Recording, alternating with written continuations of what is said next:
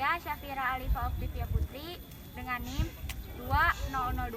200210303058, mahasiswa Pendidikan Geografi Universitas Jember angkatan 2020. Pada kesempatan kali ini, saya akan melakukan observasi terkait erosi tanah yang ada di Tebing Koja, Kabupaten Tangerang, Provinsi Banten. Tebing sendiri merupakan formasi bebatuan yang menjulang secara vertikal. Tebing terbentuk akibat dari adanya erosi.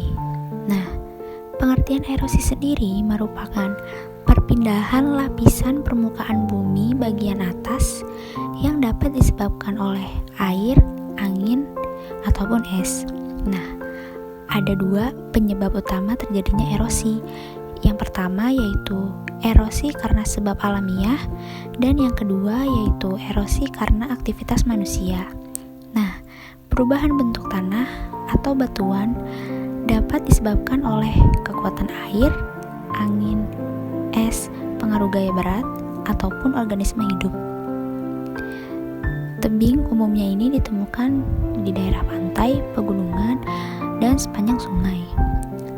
Tebing Koja sendiri merupakan salah satu tempat wisata yang dijadikan destinasi wisata tebing yang berada di Kabupaten Tangerang, Provinsi Banten.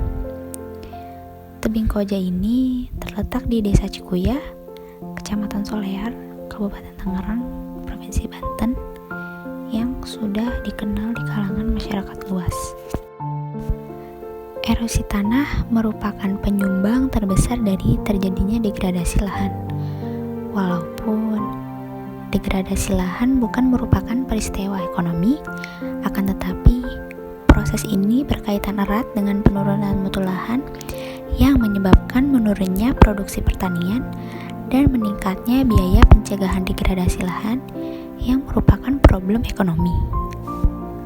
Dampak langsung dari erosi tanah yang utama adalah penurunan produktivitas tanaman yang diakibatkan oleh kemerosotan produktivitas tanah, kehilangan unsur hara tanah, dan kehilangan lapisan tanah yang baik atau subur bagi berjangkarnya akar tanaman. Dan erosi tebing sendiri terjadi dalam dua model utama, yaitu erosi gerusan dan longsor tebing. Erosi gerusan sendiri ditandai dengan tergerusnya butiran atau bongkahan tanah dari permukaan tebing akibat daya gerus air. Dalam hal ini, erosi gerusan sendiri meliputi erosi bongkahan yang cenderung lebih sering terjadi di bagian puncak tebing, yang kepadatan tanahnya umumnya lebih rendah dibanding bagian bawah tebing. Dengan demikian, sangat perlu memperhitungkan heterogenitas tanah pada saat melakukan analisis stabilitas tebing. Di samping itu juga, panjang erosi bongkahan lebih besar dari erosi non-hidrolis, misalnya seperti longsor tebing, terutama di bagian bawah tebing yang lebih sering terpapar gaya gesek aliran air.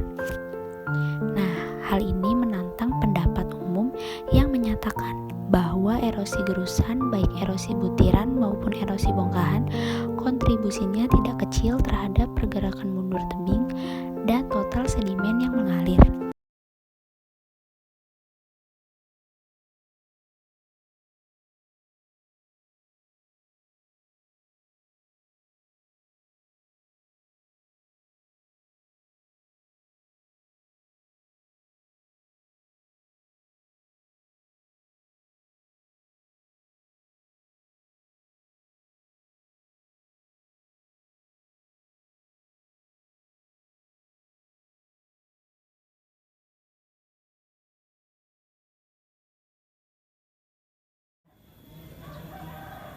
Cukup sekian video observasi dari saya.